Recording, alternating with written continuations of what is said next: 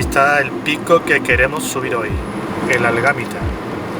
Pues ya habéis escuchado, directos a nuestro siguiente reto, que se encuentra en el municipio homónimo de Algámitas, al sureste de la provincia de Sevilla. ¿Tienes miedo? Hombre, un poquito sí. ¿Por qué? Porque he visto fotos ahí un poco Sí, jodidillas, ¿no? El tramito este de las cadenas. A ver, en principio debemos dirigirnos al camping El Peñón para comenzar la ruta. Este complejo se encuentra en la falda norte del codiciado objetivo, que como apreciáis da pavor de entrada. Ahí está, mira.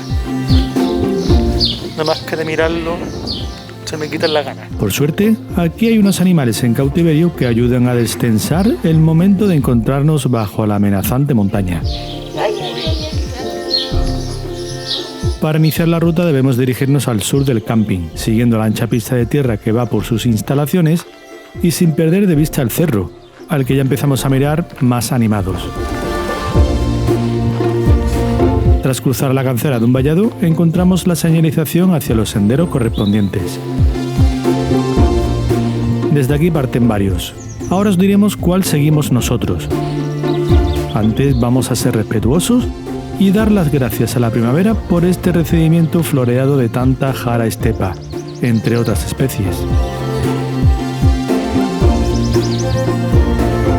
Vamos, da gusto pasear entre tanto colorido.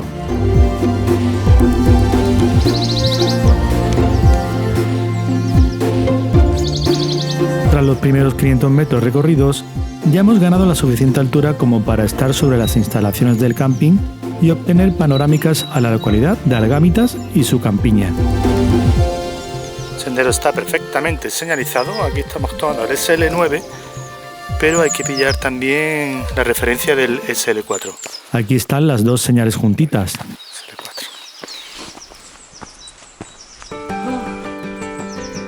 A partir de este punto el sendero comenzará a zigzaguear hacia el oeste, encarando la vertiente norte del Peñón con algo más de exigencia.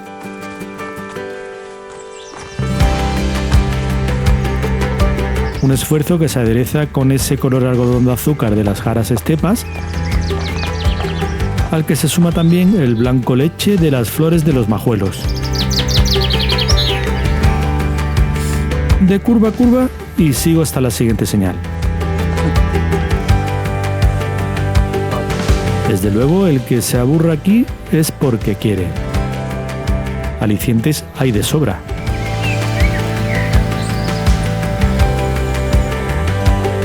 Además de la flora y fauna, por ejemplo, podemos encontrar una serie de refugios naturales formados a base de grandes bloques de piedra. Estos bloques calizos y otros posteriores también se usan para señalizar la ruta mediante pintadas con los colores de la bandera andaluza. Las marcas también hay que tenerlas en cuenta. Viene bien, ya que este tramo se vuelve algo más frondoso y enrevesado.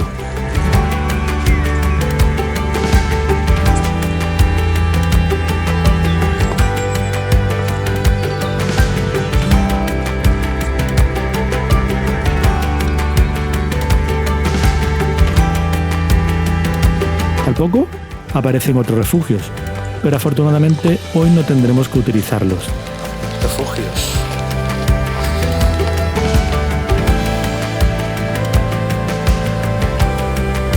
Continuando unos metros más, daremos con un pequeño espacio abierto que nos presenta una cima todavía más vertical, si cabe. Y es que la ruta, hasta aquí, ha ido estrechando la distancia que nos separa horizontalmente de la cumbre. No parece posible alcanzarla como no sea con una buena escalada. Sin embargo, la ruta nos reserva otros derroteros. Aunque debemos seguir enfilando unos metros más esta escarpada vertiente, pronto comenzaremos a afrontar el ascenso rodeando este accidente geográfico. En principio, esta nueva carta de navegación nos dirige al norte, ofreciéndonos vistas al Cerro de la Serrezuela, de unos 900 metros de altitud.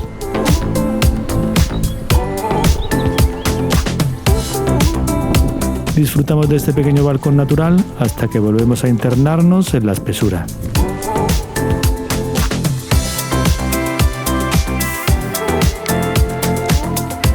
no tardaremos mucho en dar con un cruce importante, en el que tendremos que decidir si queremos realizar el tramo circular Venga, pues tú decides. en el sentido de las agujas del reloj o a la inversa, Pues cogemos para acá. es decir, a la inversa. ¿Por aquí?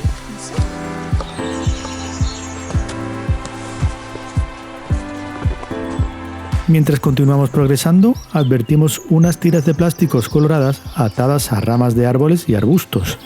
Se añadieron aquí para orientar el trazado de una pasada carrera de trail running. Y no es que el sendero esté más señalizado, pero para los corredores, con la velocidad, es fácil que algunas indicaciones les pasen desapercibidas. Vamos por la vertiente norte del Algámitas, dirección oeste, lo que nos permite abrir nuevos horizontes, como las vistas a las elevaciones de la Sierra de la Rabitilla, donde su cerro homónimo y de mayor altura, con 833 metros, da un aspecto piramidal a la cadena montañosa desde esta perspectiva. Desde aquí a occidente se adivinan otras cumbres, como las de la Sierra de los Esparteros, de Morón de la Frontera, o las de la Sierra de Montellano. Al norte, la Sierrezuela, y al sur, la Mole del Algámitas.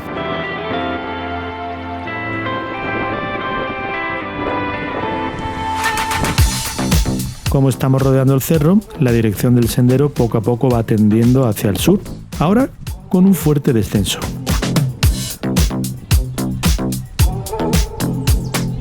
Aunque no es muy prolongado. Vuelve a subir otra vez.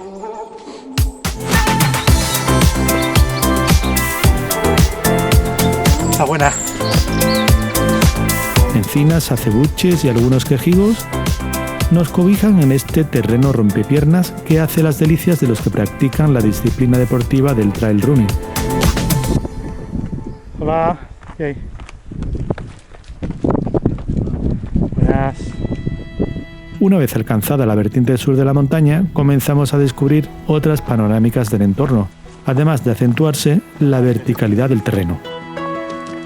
La cadena montañosa que ahora se nos presenta al sur pertenece a la Sierra del Tablón, donde el Pico El Terril, con 1128 metros de altura, reina como máxima elevación de la provincia de Sevilla. Este pico ya la conseguimos alcanzar no hace demasiado tiempo, así que no os perdáis el vídeo de la ruta de esta subida, que en general es bastante asequible. Hoy nosotros lo disfrutaremos desde la distancia, sin quitarle el ojo durante bastante tiempo, ya que el sendero se dirige ahora al este.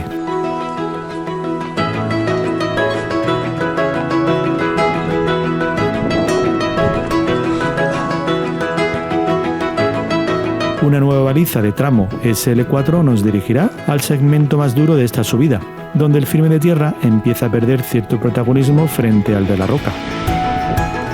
Estad atentos por aquí, porque los buitres leonados suelen pasar bastante cerca de vosotros, y a decir verdad es un espectáculo verlos.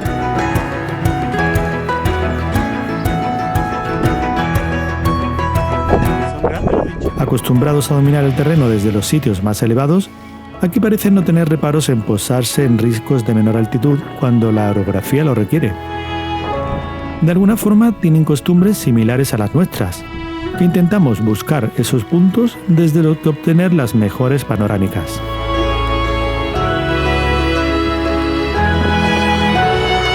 Aquí, la pintura blanca y verde sobre la roca vuelve a desempeñar un buen papel de guía. Un tramo duro de unos 200 metros de longitud, con puntos en los que casi habrá que trepar. Después, alcanzados ya los 1000 metros de altura, el trazado dejará de retorcerse tanto y podremos seguir progresando, disfrutando todavía más de las estampas de la Sierra del Tablón.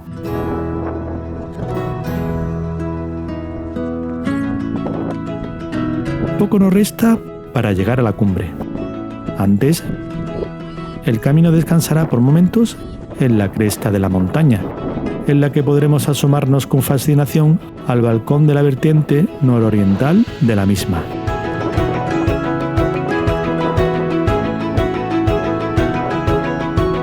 Los últimos 200 metros para lograr el objetivo consistirán en remontar esta cresta a cielo abierto y que no entraña mayor dificultad salvo pequeñas zonas donde habrá que realizar pequeños trepados sin riesgos.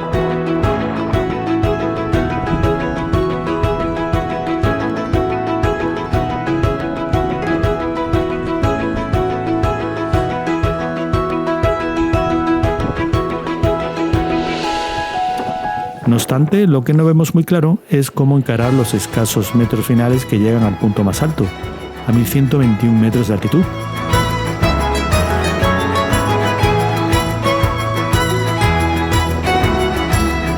Dicen que se puede conseguir trepando sin correr demasiado peligro, pero a decir verdad, hoy no nos la vamos a jugar y aquí nos plantamos para celebrar una nueva cumbre. Desde aquí se advierten otras poblaciones de la campiña suroriental sevillana, como Villanueva de San Juan, y horizontes como la subbética cordobesa o los llanos de Antequera. En días muy despejados se consigue ver hasta Sierra Nevada. Al sur, las estribaciones de la Serranía de Ronda, la Sierra de Grazalema, la Sierra del Híjar y la vecina Sierra del Tablón, con su pico el Terril, del que empezamos a despedirnos, pues nos toca pensar por dónde queremos realizar el descenso. Y decimos pensar porque no tenemos muy claro si volvernos por el mismo lado, ya que de lo contrario tendremos que hacer frente a un fuerte descenso haciendo uso de cadenas. Pero tras meditarlo seriamente, le echamos valor. Aquí están las famosas cadenas, una de ellas. No os vamos a engañar. Es nuestra primera vez usando este tipo de artilugios para poder superar una fuerte pendiente. Así que lo haremos lo mejor posible para no despeñarnos cerro abajo. No tenemos muy claro si es mejor hacer este trecho subiendo o bajando. Los que lo hayan hecho en las dos versiones podrán aconsejarnos mejor.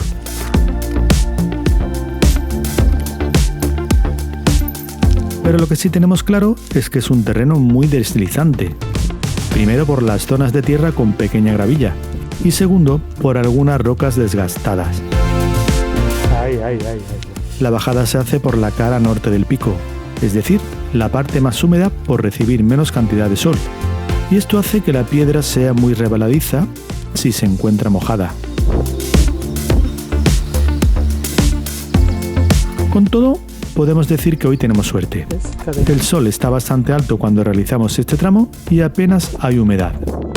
Y aunque hay que extremar las precauciones y estar muy atentos en dónde ponemos el pie, bien es cierto que cuando empezamos a cogerle el tranquillo a esto, podemos permitirnos el lujo de encontrar un cierto equilibrio entre riesgo y diversión.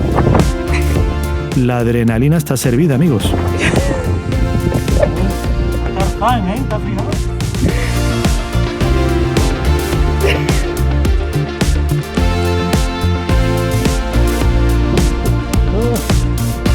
Cada sección lograda es un éxito. Espérate, este tramito por aquí. Un poco más y superamos esta trepidante bajada.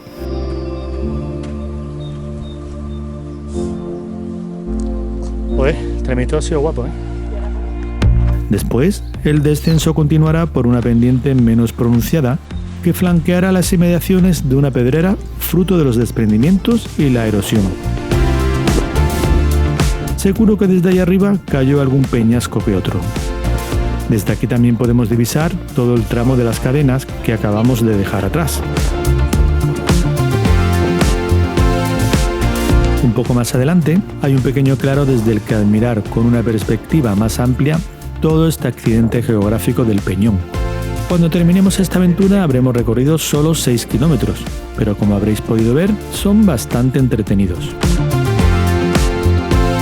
Avanzamos unos metros más hacia el norte hasta dar con el cruce en el que la ruta se hacía circular. Y llegamos al cruce cartel del Mirador.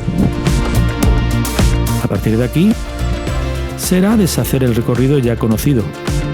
Aunque bueno, lo hacemos un poco diferente ya que nos pegaremos un poco más a la parte trasera de las instalaciones del camping.